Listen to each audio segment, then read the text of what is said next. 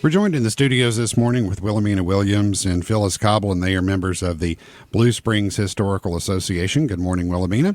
Good morning. And good morning, Phyllis. Good morning. Tell us first, you've got an event coming up this Saturday at West Green High School. It's the Old Blue Springs Day, and it's something that's put on by the Blue Springs Historical Association. Let's start with that, Wilhelmina. What is the Blue Springs Historical Association? Sure. The Blue Springs Historical Association is a group of people that came together to literally try to save the cemetery and the church building in downtown Mossheim.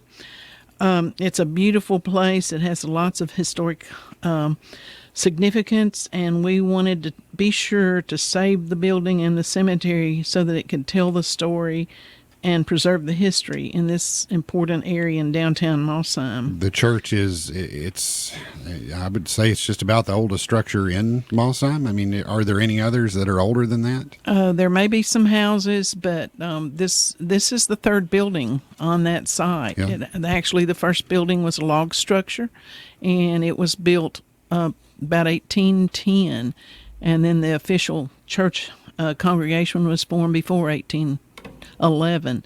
So this is the third building. The second building was a brick building that was there during the Civil War, and then there was a fire, and then this is the third building, which is the white Gothic-style building right there on the hill above the town hall. You can see it from the 4-lane. It's probably one of the more visible structures, as you look over towards downtown Mossheim from there. So tell us what the Blue Springs Historical Association has done to come together to put on Old Blue Springs Day. Well, we come together because there was no one literally left to take care of the church and the cemetery. And like many board members, old boards, all the people had died. And by the summer of 2015, there was grass grown knee-high all over the cemetery. There were vines and growth all over the stones. And so there was holes in the ground. There were stones that were in disrepair and falling over. So the group came together to save this. The people of Mossheim were complaining because it looked terrible, and those people were proud of their town, and they certainly didn't want this historic spot to go into disrepair. What the cemetery that's associated with that, Phyllis? What are some of the historical? What's some of the history behind that cemetery?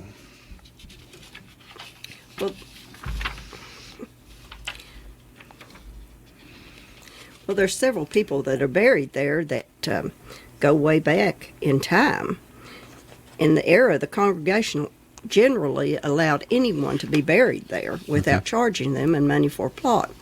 And not only were the church members buried there, but you will also recognize the names of community members.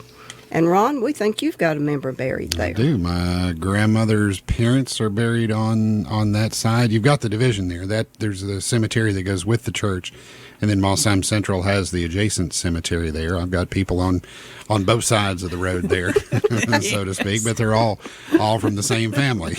And that's happened many times because the places, there's no room for anyone else to be buried at the old Blue Springs Cemetery, but then the Methodist Church started the it has the tower there, Mossheim Central Cemetery.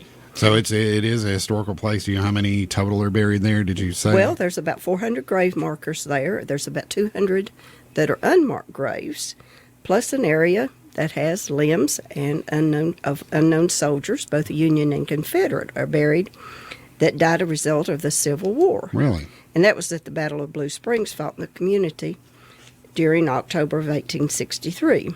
Very interesting. And there's even a few bridge burners buried there. There's 34 confirmed Civil War soldiers buried there. One of them is my great-grandfather. Yeah. And there's veterans from the time of the War of 1812 through the current times. There's over 100 family names on the markers. A lot of Masonic emblems are found on the tombstones at this time. We believe all of the plots are occupied. A lot of the names that are on those tombstones are familiar. It's not, their families are still around here. Oh, my goodness. Elshie, Bard, Beach, Bible. There's many Bibles. Browns, Chancellors, Carters, Clemmers, Cobbles, Collettes, Conways, Crewies, Devotees, Ellenbergs, Everharts. Would you like for me to continue? Yeah, sure. French, Fry, Harmon, Hahn, Henry, Heibarger, Idell, Johnson, Laster, Linebarger, Loans, Lowe, Line, McDonald, Neese, Paxton, Ricker, Rudder, Rush, Seneker, Stollard, Swiker, Travis, Wampler, and that's my family member, Yeah. and others. That probably takes in, well, I mean, most of the people in the western part of the county. There's a lot of familiar names down that way. There's a lot of familiar names, and if you walk around the cemetery, you'll see all those names are sort of in one little area. You know, Yeah.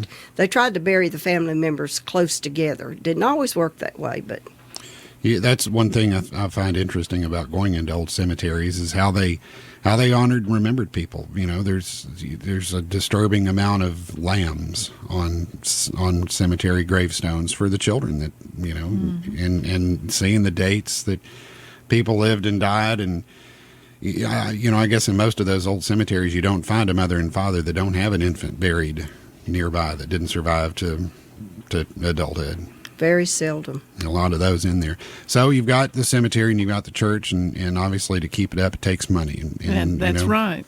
So tell us about the Blue Springs Day, what's going to be going on, and then we'll talk about how people could get involved and help out the church in the cemetery. Well, we're really excited about this Old Blue Springs Day. We're bringing together a group of professionals and experts. We're calling it Genealogy, DNA, and History Day. It will be at West Green High School on Saturday, October 5th, and we will have classes in beginning genealogy, in DNA, maps for genealogy. We'll talk about the first families of Tennessee. Researching without resources. We find that people don't know who their great-grandparents were, and so you'll learn clues as to how to go about doing your research when you don't have sources. But we'll talk about things maybe like quilts and pottery. But and then one of the things that's been very popular is Bert Gear will be coming in from the Andrew Johnson National Park Service to talk about the cemeteries, how to preserve them, how to maintain them. And then we'll do a hands-on tombstone cleaning at the Blue Springs Cemetery. That's been a very popular workshop. But we're bringing in Cheryl Henderson from the East Tennessee History Center in Knoxville, and Ann Bloomquist, who's also from the East Tennessee History Center. She's the one who she's the registrar for the First Families of Tennessee. So we've really got a good lineup of speakers. And then we'll also have a show and tell. So we're inviting people to bring in their quilts or their newspaper articles, or I'll be bringing in some things from my grandfather's store in Midway. They were members of the church there, and so we think that'll be an interesting part. We'll also have crafters and antique vendors who will be selling their wares on that day, and we will have good food. We are going to have really good food. We'll have Abigail's barbecue. Creamy Cup, of course, is very popular.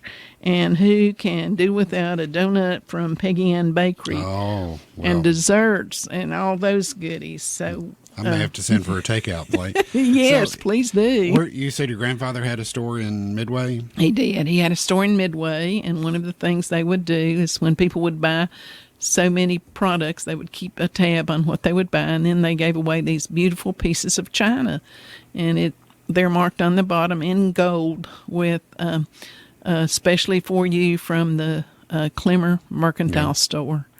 I've got some old letters that my great grandparents who were buried there wrote to his brother-in-law who had a store in Mohawk, I believe, J.K. Hahn, and he said, you know, you write me when those plow points come in, and we will come and get them in a couple of weeks. Where, you know, now if something breaks, you run into the store, you go over here to Ace, you get it, you go back home and fix it. This was an ordeal. He needed plow points. He had to write to his cousin or his brother-in-law to order them at the store. Let me know when they come in by mail, and then when we can get on the horse and get all the way over there, we'll come pick them up. Wow, Just that's very really interesting. interesting. So, Yes. Phyllis, you can talk about it, or Wilhelmina, either one. Let's talk about the genealogy part just a little bit. How do people? I think people sometimes don't know how to get started in that. They find, let's say you've heard that name, you heard Phyllis read your family name. Where do you Well- get started tracking down your genealogy? Obviously, cemeteries are that's kind of a starting point, isn't it? Well, the first thing you need to know is some of your family history, if you can possibly find it, back at least 4 generations. Yeah. Because there's not anything on Ancestry.com before 1940, I'm thinking. Okay. Or after 1940, I'm sorry.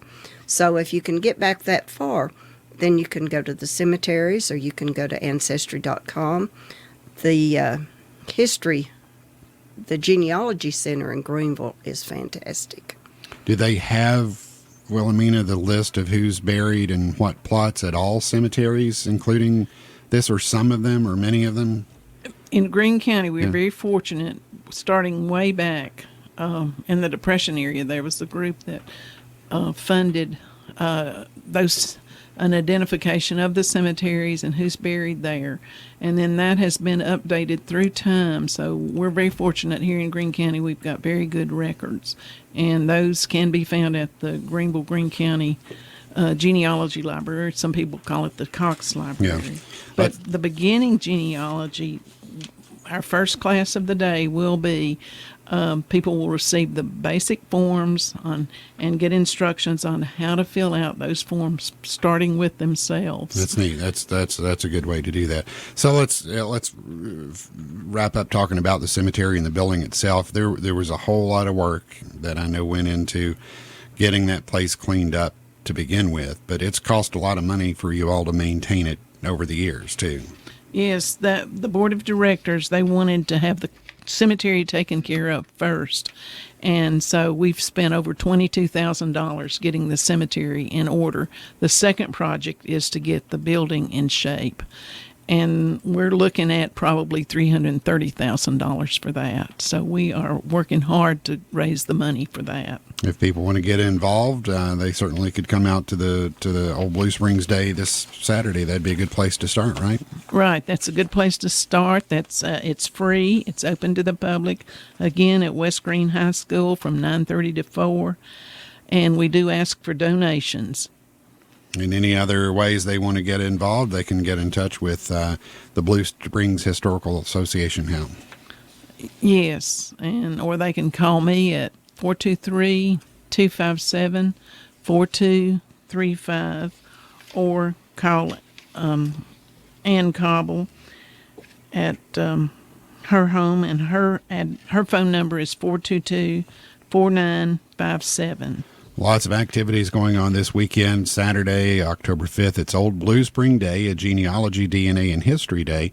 Will be held at West Greene High School. Starts at 9:30 in the morning, goes to 4 o'clock. Door prizes, information throughout the day on the historic opportunities in Greene County and the surrounding areas. Would be interested to for just about anybody, and I think a neat place to start, like you said, is that genealogy thing, and there'll be some workshops and other things going on throughout the day, exhibits and all kinds of stuff. Sounds like a great day. It will be, and it's not just for East Tennesseans. We know lots of people have moved in here, and it will cover lots of areas. So wherever you're from, we can help you out. Well, thank you very much, Phyllis Cobble. Thank you for joining us this morning. Thank you for having us. Wilhelmina Williams, thank you very much. Look forward to coming down Old Blue Springs Day this Saturday at West Greene High School.